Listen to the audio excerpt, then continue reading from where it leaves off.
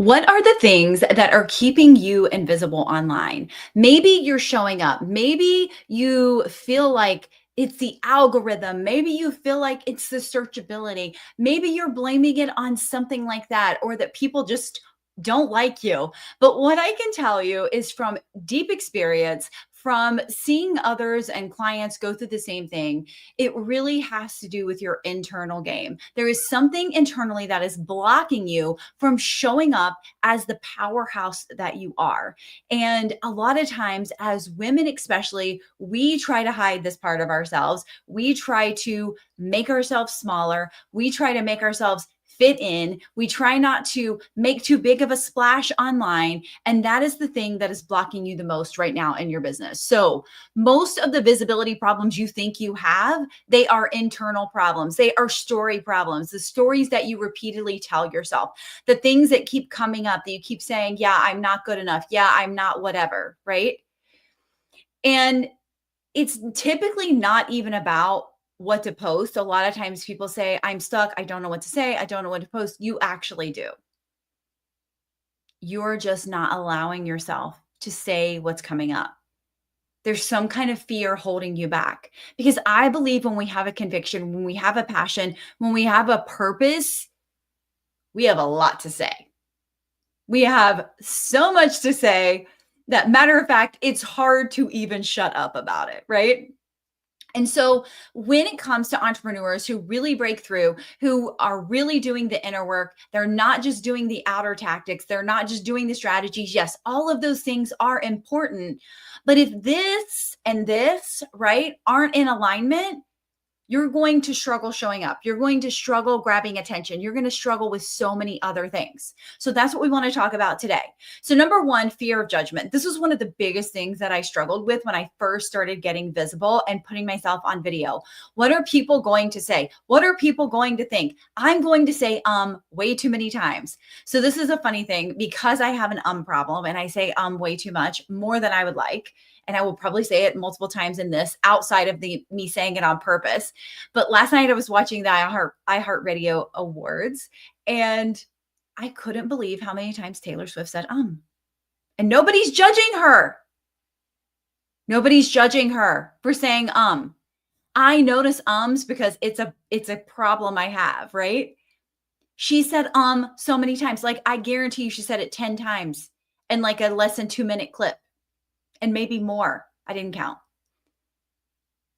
Where are you afraid of saying or like, or the way that you talk, or the way that you say things, the way you pronounce things, that you have this judgment? You're worried about what people are thinking. Or maybe it's, I don't know enough, right? Maybe it's more of the next thing I want to talk about, which is imposter syndrome. You are where you're at. Like, you are in a position right now. You're where you're at. Your person is where you were. So what makes you think that you aren't good enough to support them right now? What makes you think that? You're helping the person that was where you were, and you're where you are right now, right? The third thing that I hear is perfectionism. Oh, everybody wants it to be perfect. This is why I love live video, because you get what you get, friends. I love you if you're watching live or the replay, but this is what you get. I will probably say, I will probably mess up. I sometimes get hives, but you know what the thing is? It's real. It's not AI. It's not fake. It's not overproduced. You get what you get. I remember my kid went to daycare and they would say, you get what you get, don't have a fit, right? Like, you get what you get. And this will attract people, and this will also repel people. Both are okay. Own it. Own that you do both at the same time. The people you repel are not for you. If they can't deal with you on a live video, they're not going to be able to deal with you in a programming or listening to you talk, right? So when it comes to perfectionism, one of my favorite quotes, yeah, I used to say, done is better than perfect. Progress is better than perfection. But my favorite perfection quote is, imperfect action is better than perfect inaction. That gets me to the core every time I say it. Let me say it again. Imperfect action is better than perfect inaction, meaning it's better to do it imperfectly than not do it at all. Plain and simple. Fear of rejection. Oh my gosh, there is this book called Rejection Proof. And he goes through this journey of getting rejected. I want to say it's like 100 times. He wants to get rejected like 100 times so that he can get really used to rejection. Highly recommend that. Highly recommend reading that book. But understand that every time you get rejected, you're closer to a yes. And that is really powerful. Also, sometimes we're rejected. It's because it's not a fit. It's not a match.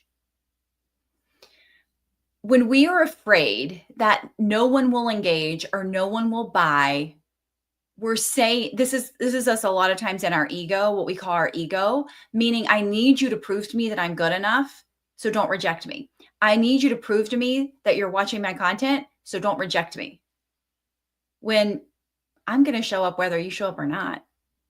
I know the results I bring to the table. It's up to you whether or not you want to hear them or not. Own that piece of who you are. And the next thing that I see, the fifth thing, is inconsistent energy. Like you're showing up only when you're motivated. You're showing up only when you feel like it. And I'm just going to be honest, we don't always feel like it, friends.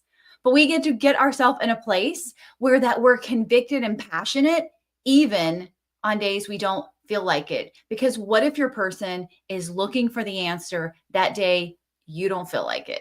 I'm not saying when you're sick in bed. I'm not saying that. But mentally, we have a lot of, I don't feel like it.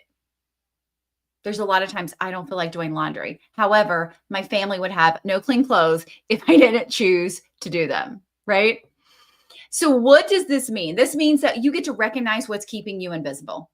Is it that you're actually not showing up, or you're just not like showing up and in creating the stories in your head that are going to work, right? It's not the algorithm. It's some story that you're telling yourself. Number 2 is reframe the fear. Visibility is about service, not perfection.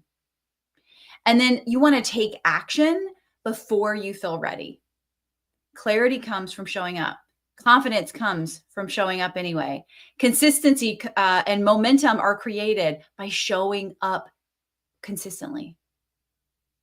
So where do you get to do this more? Where do you get to own this? Where do you get to adjust and reframe some of the stories that you're telling yourself that are keeping you and holding you back from true growth? I hope this video serves and supports you. And if you ever have any questions, feel free to reach out because I would love to help you become the visible CEO that you are.